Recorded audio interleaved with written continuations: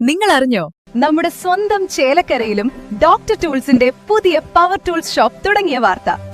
നല്ല ക്വാളിറ്റിയുള്ള, വാറന്റിയുള്ള, life time service support നൽകുന്ന ഏറ്റവും പുതിയ ടെക്നോളജിയിലുള്ള പവർ ടൂളുകൾ കുറഞ്ഞ വിലയിൽ ഇനി ചേലക്കരയിലെ മേപ്പാടം ജംഗ്ഷനിലുള്ള ഡോക്ടർ ടൂൾസ് ഷോപ്പിൽ സന്ദർശിക്കൂ. Doctor tools, power tool specialist. Asurankund ഡാമിൽ ടൂറിസം പുനഃസ്ഥാപിക്കാൻ നടപടികൾ തുടങ്ങി.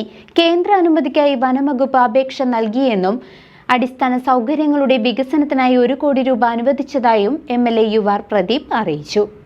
ചേലക്കരയുടെ വിനോദസഞ്ചാര ഭൂപടത്തിൽ സുപ്രധാന സ്ഥാനമുള്ള അസുരൻകുണ്ട് ഡാം സന്ദർശകർക്കായി വീണ്ടും തുറന്നുകൊടുക്കാനുള്ള നിർണായക നീക്കങ്ങളുമായി ചേലക്കര MLAയും സംസ്ഥാന സർക്കാരും.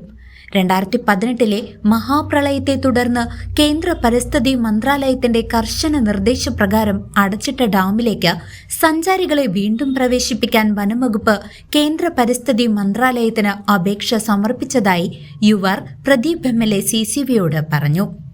വനമേഖലയോട് ചേർന്നുള്ള പ്രദേശമായതിനാൽ കേന്ദ്ര പരിസ്ഥിതി മന്ത്രാലയത്തിന്റെ പ്രത്യേക അനുമതി ഇതിന് അനിവാര്യമാണ്. ഈ അനുമതി ലഭിക്കുന്നതോടെ ചേലക്കരയിലെ ഏറ്റവും മികച്ച ടൂറിസം കേന്ദ്രങ്ങളിലൊന്നായ അസുരൻകുണ്ട് വീണ്ടും സജീവമാകും. ടൂറിസം കേന്ദ്രത്തിന്റെ അടിസ്ഥാന സൗകര്യ വികസനത്തിനായി സംസ്ഥാന ബഡ്ജറ്റിൽ 1 കോടി രൂപ അനുവദിച്ചിട്ടുണ്ട്. സന്ദർശകർക്കായി വിശ്രമ കേന്ദ്രങ്ങൾ, മികച്ച ശുചിമുറി സൗകര്യങ്ങൾ, കുട്ടികൾക്കായുള്ള പാർക്ക്, സുരക്ഷാ വേലികൾ എന്നിവ ഈ ഫണ്ട് ഉപയോഗപ്പെടുത്തി ഒരുക്കും. വെറുമൊരു സന്ദർശന കേന്ദ്രം എന്നതിലുപരി പരിസ്ഥിതി സൗഹൃദമായ ഒരു ഇക്കോ ടൂറിസം പദ്ധതിയാണ് സർക്കാർ ഇവിടെ വിഭാവനം ചെയ്യുന്നത്. ഡാം പരിസരത്തെ പ്രകൃതി ഭംഗി നിലനിർത്തിക്കൊണ്ട് തന്നെ വിനോദസഞ്ചാരികളെ ആകർഷിക്കാനുള്ള പദ്ധതികൾ ആവിഷ്കരിക്കുമെന്ന് MLA പറഞ്ഞു. നമ്മുടെ ചേലക്കരയിൽ ഇത്തവണത്തെ ബഡ്ജറ്റ് കൊടുത്ത പല പ്രധാനപ്പെട്ട പദ്ധതികളും ഗവൺമെൻറ് ഇത് അംഗീകരിച്ച് കിട്ടിയിട്ടുണ്ട്. ഇനിയും ധാരാളം നമുക്ക് ഉണ്ട്. എന്നാലും അതിനനുസരിച്ച് നമുക്ക് ചോദിച്ച ആവശ്യം അനുസരിച്ച് നടത്തി തന്നിട്ടുണ്ട്. ചിലത് നമുക്ക് ചില ഭേദഗതികളും കൊണ്ടുവരേണ്ടതുണ്ട്. എന്തായാലും അത് ചർച്ചയുടെ ഭാഗമായിട്ട് നമുക്കത് ആലോചിച്ച് ചെയ്യാൻ കഴിയും. ഇവിടെ പല സ്ഥലങ്ങളിലും ജനങ്ങൾക്ക് ആവശ്യമായ നിർദ്ദേശങ്ങൾ കിട്ടിയ വെച്ചതാണ് സർക്കാരിൻ്റെ ശ്രദ്ധയിൽപ്പെടുത്തിയപ്പോൾ സർക്കാർ അത് കൃത്യമായി പരിശോധിച്ച് അത്തരം കാര്യങ്ങൾ മണ്ഡലത്തിനകത്ത് ധാരാളം പദ്ധതികൾ നമുക്ക് ബഡ്ജറ്റിൽ ഉൾപ്പെടുത്തി തന്നിട്ടുണ്ട്. ഏതായാലും ഇനി തുടർച്ചയായിട്ട് അതിൻ്റെ തുടർ നടപടികളെല്ലാം ചെയ്യാനും ആ പദ്ധതി നടപ്പിലാക്കാൻ പറ്റുന്ന രീതിയിലെ ഇടപെടലും ഇനി ശേഷം ഏറ്റെടുക്കേണ്ടതുണ്ട്. അതാണ് ബൊമ്മാട്ടുകളുടെ നമ്മുടെ പ്രിയപ്പെട്ട ജനങ്ങളോടും പറയാനുള്ളത്. ഇതിന് ശേഷം വിശദമായി മറ്റ് വിവരങ്ങളും ഞാൻ പറയാം. ഇവിടെ മറ്റൊരു വിഷയം, നമ്മുടെ നാടിന് ഒരു പ്രധാനപ്പെട്ട ഒരു ആവശ്യം 2 ദിവസമായിട്ട് ചില വാർത്തകൾ ഞാൻ ശ്രദ്ധയിൽപ്പെടുകയുണ്ടായി. ശ്രദ്ധയിൽപ്പെട്ട വിഷയം അസുരൻകുണ്ട് ഡാമുമായി ബന്ധപ്പെട്ടുള്ള ഒരു വിഷയമാണ് ശ്രദ്ധയിൽപ്പെട്ടത്. അവിടെ പൊതുജനങ്ങൾക്ക് സന്ദർശനം നടത്തുന്നില്ല, ഫോറസ്റ്റ് ഡിപ്പാർട്ട്മെൻറ്റ് നിർത്തിയേർക്കണോ എന്ന് പറഞ്ഞ ഒരു വാർത്ത ശ്രദ്ധയിൽപ്പെട്ടു. അതുമായി ബന്ധപ്പെട്ട് ഞാൻ അന്വേഷിച്ചപ്പോൾ അതുമായി ഇവിടെ 2018 കേരളത്തിൽ കണ്ട ഒരു അതിഭീകരമായ പ്രളയം ഉണ്ടായി. ആ പ്രളയത്തിൻ്റെ ഭാഗമായി കേരളത്തിൽ പല സ്ഥലങ്ങളിലും മണ്ണിടിച്ചിൽ ഉൾപ്പെടെ സംഭവിച്ചിട്ടുണ്ട്.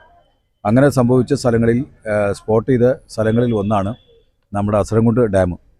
അപ്പോൾ കേരളത്തിൽ പല സ്ഥലത്തും കേന്ദ്ര എൻവിറോൺമെൻറ്റ് ഡിപ്പാർട്ട്മെൻറ്റ് അവരുടെ ഡിപ്പാർട്ട്മെൻറ്റ് നിർദ്ദേശം അനുസരിച്ച് ഇത്തരം അപകടകരമായ അവസ്ഥയിലുള്ള സ്ഥലങ്ങളിൽ പൊതുജനങ്ങളോ അല്ലെങ്കിൽ സന്ദർശകരോ കയറ്റിവിടാൻ സാധിക്കില്ല എന്ന് പറഞ്ഞ് ഉത്തരവ് വന്നതിൻ്റെ ഭാഗമായിട്ടാണ് ഇങ്ങനെ ഒരു നിർത്തിവെക്കൽ 2018 ഉണ്ടായിട്ടുണ്ട്. എന്നാൽ ആ വഴി ചില ആളുകൾ പോകുന്നുള്ളൂ ചോദിച്ചാൽ അവിടെ അതുമായി ബന്ധപ്പെട്ട് കാലങ്ങളായിട്ട് വഴി ഉപയോഗിക്കുന്ന ആളുകളെ അവരെ കടത്തി വിടുന്നുണ്ട്. എന്നാൽ വിവിധ പ്രദേശത്തു നിന്ന് ടൂറിസത്തെ ഭാഗമായി വരുന്ന ആളുകൾ അവിടെ ഇപ്പോൾ കടത്തി വിടുന്നില്ല. എന്നാൽ ഇപ്പോൾ അത് പല സമ്മർദ്ദത്തിൻ്റെ ഭാഗമായി ഫോറസ്റ്റ് ഡിപ്പാർട്ട്മെൻറ്റ് തന്നെ ഇത് വീണ്ടും പഴയ പോലെ പൊതുജനങ്ങൾക്ക് തുറന്നു കൊടുക്കാൻ വേണ്ടിയുള്ള ഒരു അനുവാദം തരണം എന്ന് പറഞ്ഞ് കേന്ദ്ര എൻവിറോൺമെൻറ്റ് ഡിപ്പാർട്ട്മെൻറ്റുമായി ബന്ധപ്പെട്ട് അവരതിൻ്റെ കത്ത് അയച്ചിട്ടുണ്ട്. അതിൻ്റെ പ്രോസസ്സിങ് ഇപ്പോൾ ബാംഗ്ലൂരിൻ്റെ സബ് ഓഫീസിലേക്ക് എത്തിയിട്ടുണ്ട്.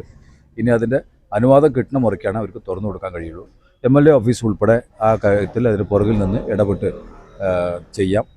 സംസ്ഥാന സർക്കാരിൻ്റെ കൈവശത്തിൽ മാത്രമുള്ള ഒരു നിയന്ത്രണത്തിലുള്ള കാര്യങ്ങളല്ലാത്തതുകൊണ്ട് കേന്ദ്ര ഡിപ്പാർട്ട്മെൻറ്റും കൂടെ അനുവാദത്തോടു കൂടി തുറക്കാൻ കഴിയുള്ളൂ. അപ്പോൾ അവിടെ നമുക്കൊരു ഇടപെടൽ നടത്തി വേഗത്തിലാക്കാൻ പറ്റുമോ എന്നൊരു ശ്രമം കൂടെ നമുക്ക് നടത്താം. പ്രാദേശിക ടൂറിസം വികസിക്കുന്നതിലൂടെ നാട്ടുകാർക്ക് പുതിയ തൊഴിലവസരങ്ങൾ സൃഷ്ടിക്കപ്പെടുമെന്നും MLA കൂട്ടിച്ചേർത്തു. അസുരൻകുണ്ടിലേക്കുള്ള റോഡുകളുടെ നവീകരണം ഉൾപ്പെടെയുള്ള കാര്യങ്ങൾ വനംവകുപ്പിന്റെ അനുമതിക്ക് ശേഷം ഘട്ടം ഘട്ടമായി നടപ്പിലാക്കും. കേന്ദ്രത്തിന്റെ ക്ലിയറൻസ് ലഭിക്കുന്ന മുറയ്ക്ക് യുദ്ധകാലാടിസ്ഥാനത്തിൽ നിർമ്മാണ പ്രവർത്തനങ്ങൾ ആരംഭിക്കാനാണ് തീരുമാനം. News desk CCV.